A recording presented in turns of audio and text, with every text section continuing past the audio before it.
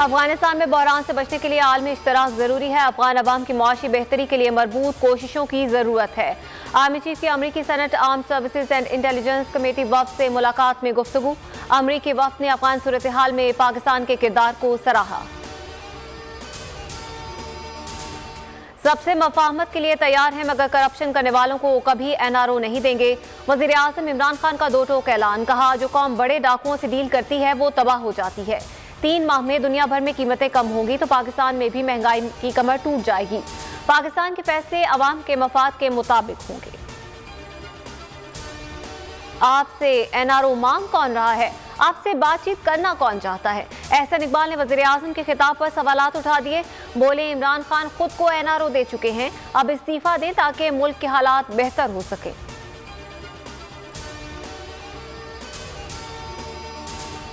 Sindh assembly में हंगामा। हुकूमत और अपोजिशन आमने सामने। खींचातानी, हाथापाई और शोर शराबे में लोकल गवर्नमेंट एक्ट मंजूर। बोलने की इजाजत न मिलने पर हिज़्ब इख्तिलाफ का एहतजाज। जूते चल गए। वज़ीर आला सिंध कहते हैं, आप अक़लियत, हम अक्सरियत हैं, फैसले हम ही करेंगे। ऐसे हालात ना पैदा करें कि कुछ और सोचें। ये कहते हैं, हम उठाकर बाहर फेंक देंगे, कोई हिम्मत करके दिखाए, अवाम इन्हें खुद बाहर फेंकेंगे। असेंबली के बाहर अपोजिशन लीडर हलीम आदिल शेख बरस पड़े। कुंवर नवी जमील बोले, पीपल्स पार्टी मेयर्स को इख्तियारात देने को तैयार नहीं, अब सिर्फ एहतजाज का ऑप्शन बचा है। सईद गनी ने मुखालिफिन को नालायकों और नाअहलों का टोला करार दे दिया। सिंध में बल्दियाती कानून के खिलाफ MQM की कुल जमाती कॉन्फ्रेंस। खालिद मकबूल सिद्दीकी ने सियासी जमातों को तहरीक का हिस्सा बनने की दावत दी थी। कहा, कराची के साथ मुसलसल ज्यादतियां हो रही हैं, पीपल्स पार्टी की नीयत पर एतबार नहीं किया जा सकता।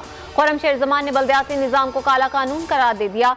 मोहम्मद जुबैर ने सवाल उठाया कि क्या पीपल्स पार्टी बल्दियाती एक्ट से कराची को लाहौर जैसा बना सकती है? पाकिस्तान की मईशत मुस्तहकम होने लगी। रवा साल बरामदी मसनूआत में 27% इजाफा रिकॉर्ड। हुकूमत ने 4 माह के मुआशी एशारिये जारी कर दिए। एक्सपोर्ट गुड्स 12.35 अरब डॉलर तक पहुंच गई। शहबाज शरीफ ने हुकूमत को कौमी सलामती के लिए खतरा करार दे दिया। बोले, मिनी बजट कौमी असेंबली से मंजूर होना कौमी खुदकुशी होगी। अदब से सरशार, तहजीब का परचा। 14वीं आलमी उर्दू कॉन्फ्रेंस का तीसरा रोज। मारूफ शायर अदा जाफरी की याद ताज़ा की गई। मुश्ताक यूसुफी की तस्दीक।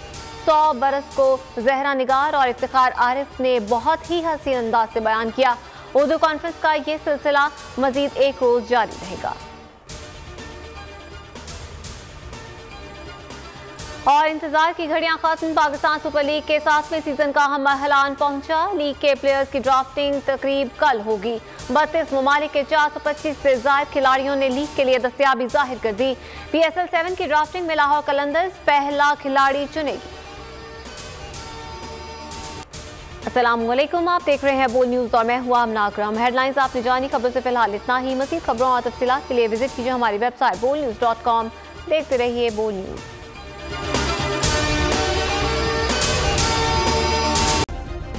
सब्सक्राइब करें और बेल दबाएं ताकि कोई खबर रह न जाए।